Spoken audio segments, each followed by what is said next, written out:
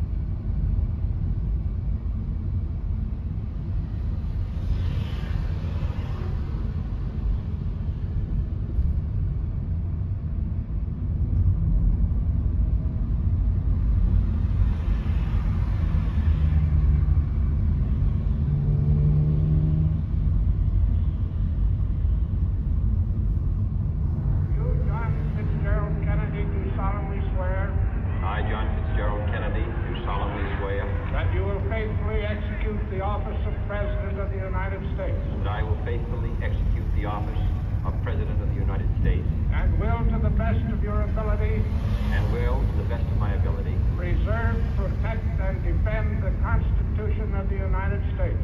preserve, protect, and defend the Constitution of the United States. So help you God. So help me God.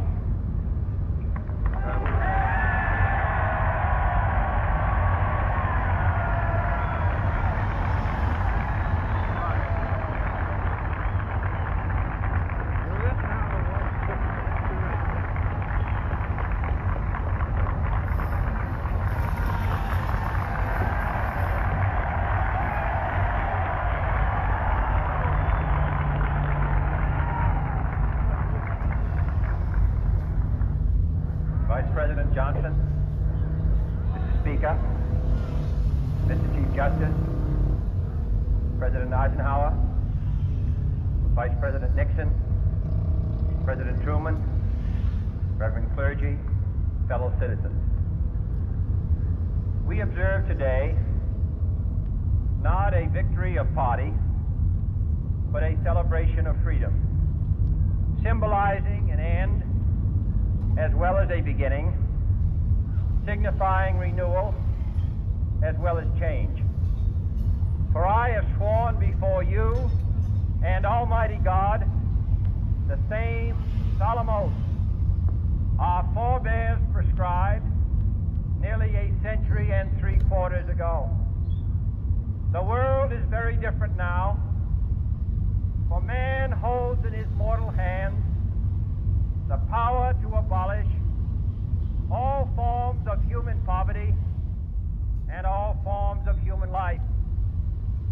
And yet the same revolutionary beliefs for which our forebears fought are still at issue around the globe. The belief that the rights of man come not from the generosity of the state, but from the hand of God. We dare not forget today that we are the heirs of that first revolution.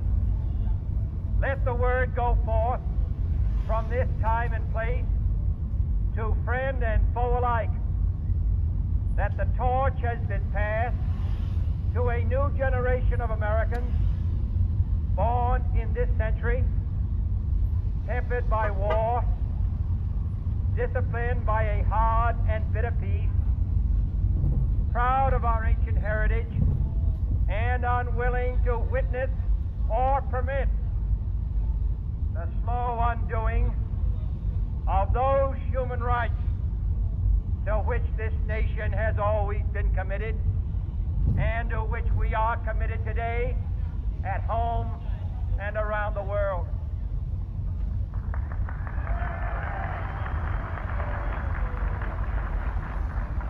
Let every nation know, whether it wishes us well or ill, that we shall pay any price, bear any burden, meet any hardship, support any friend, oppose any foe, to assure the survival and the success of liberty.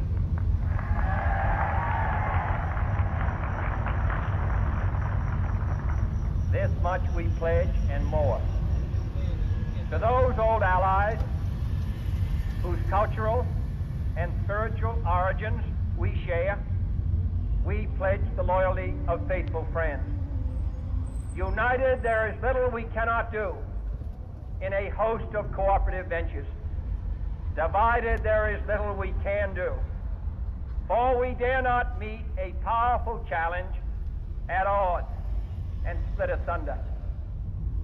To those new states whom we welcome to the ranks of the free, we pledge our word that one form of colonial control shall not have passed away merely to be replaced by a far more iron tyranny.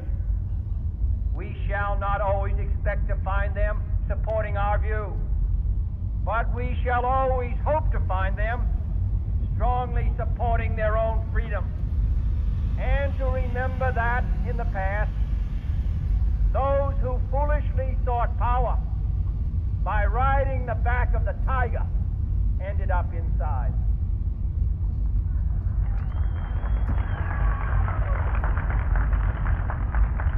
To those people in the huts and villages of half the globe, struggling to break the bonds of mass misery, we pledge our best efforts to help them help themselves.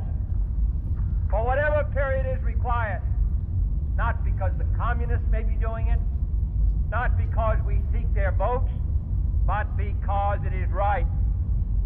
If a free society cannot help the many who are poor, it cannot save the few who are rich.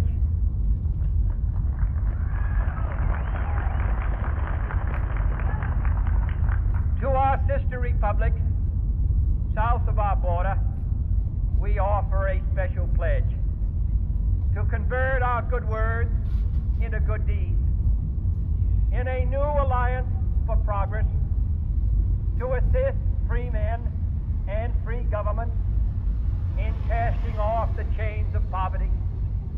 But this peaceful revolution of hope cannot become the prey of hostile powers.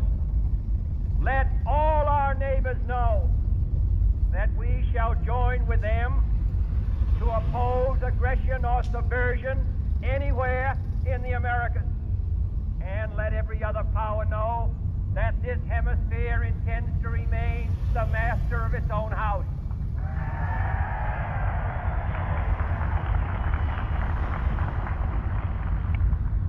To that World Assembly of Sovereign States, the United Nations, our last best hope, in an age where the instruments of war have far outpaced the instruments of peace, we renew our pledge of support to prevent it from becoming merely a forum for invective, to strengthen its shield of the new and the weak, and to enlarge the area in which its writ may run.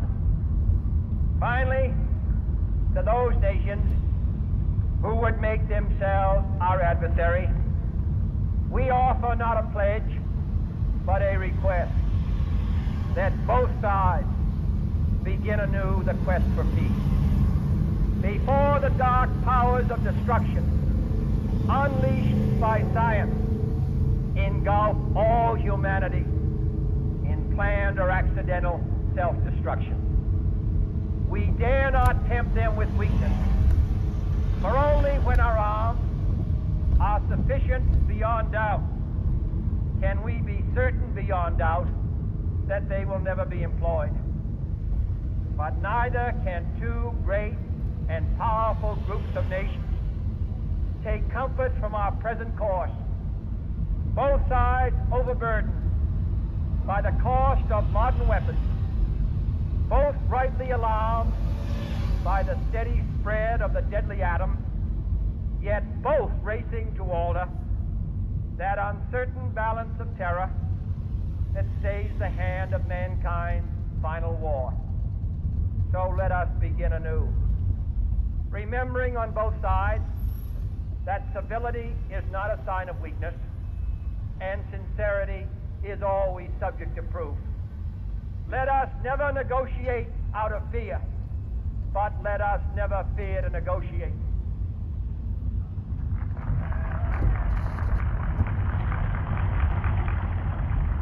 Let both sides explore what problems unite us, instead of belaboring those problems which divide us.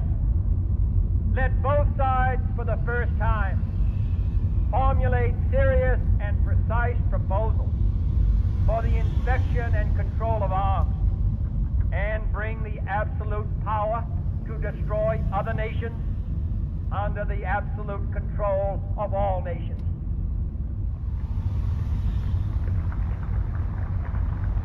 Let both sides seek to invoke the wonders of science instead of its terrors. Together, let us explore the stars, conquer the deserts, eradicate disease, tap the ocean depths and encourage the arts and commerce. Let both sides unite to heed in all corners of the earth the command of Isaiah to undo the heavy burdens and let the oppressed go free. And if a beachhead of cooperation may push back the jungle of suspicion, let both sides join in creating a new endeavor, not a new balance of power, but a new world of law, where the strong are just, and the weak secure, and the peace preserved. All this will not be finished in the first 100 days, nor will it be finished in the first 1,000 days, nor in the life of this administration, nor even perhaps in our lifetime on this planet. But let us begin.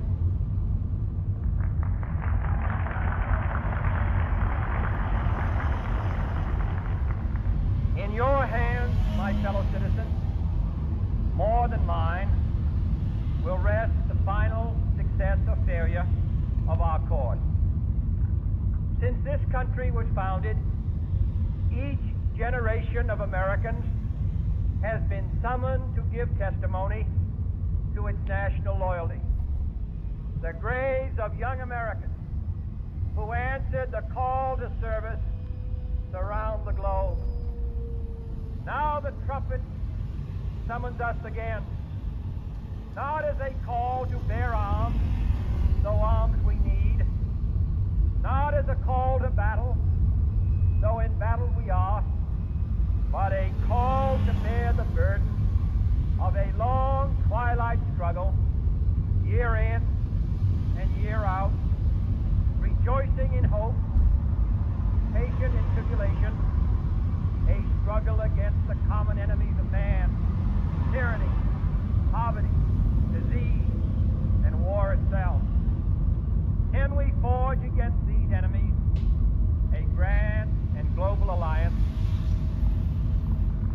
north and south, east and west, that can assure a more fruitful life for all mankind? Will you join in that historic effort?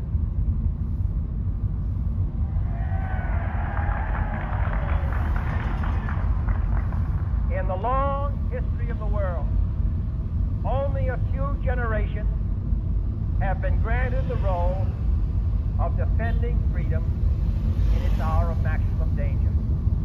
I do not shrink from this responsibility. I welcome it.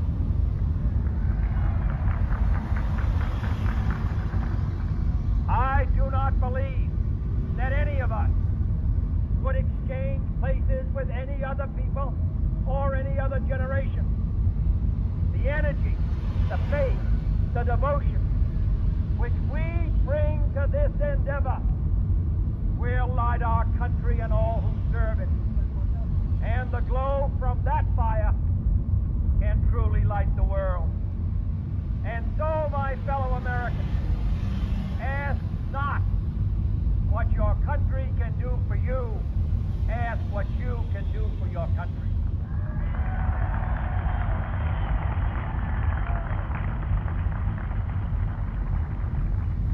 My fellow citizens of the world, ask not what America will do for you, but what together we can do for the freedom of man.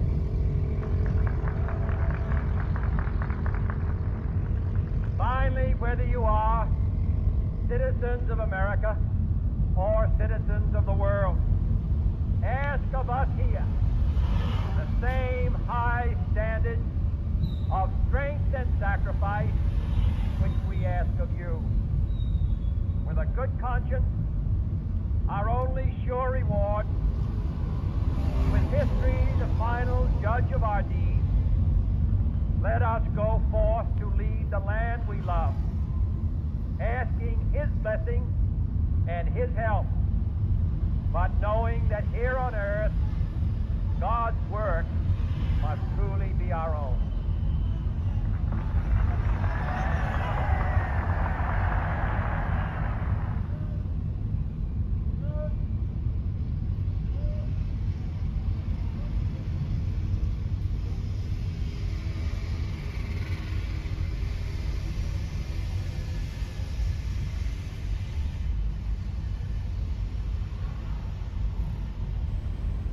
Terima kasih telah menonton video ini sampai habis.